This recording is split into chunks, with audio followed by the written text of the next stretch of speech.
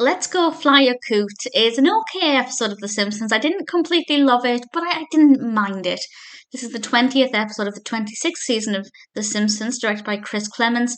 It's actually got quite a low rating on IMDb, 6.0 out of 10, across fewer than 1,000 reviews and ratings, which is pretty much unheard of for this stage in The Simpsons.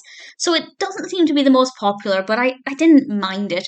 A lot of it is told in flashbacks, which I generally don't love, and I didn't love here either, but we learn about Grandpa Simpson's days in the Air Force, and it was fine.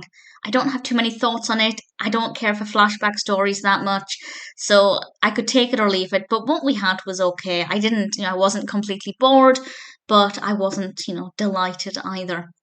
The other narrative, I think, gets a little less screen time, but I actually preferred. Milhouse's cousin Annika has come to visit, and Bart is very much taken by her, and she smokes e-cigarettes, and she sends her to the Quickie Mart to get some more e-cigarettes, and Bart decides it would be really cool to vape.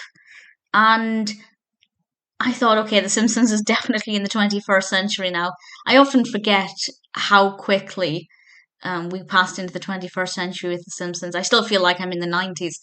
But that part of the narrative, I think, developed really well. And I think ultimately the message was really clear. And I really think Bart approached things in a way that was really enjoyable to watch. I also liked the animation style of Annika. I thought she looked pretty cool. Apparently, so did Bart.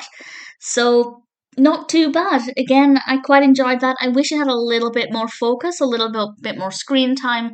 But it did also work as kind of the sub narrative. I enjoyed the episode well enough. It's never going to be a personal favourite.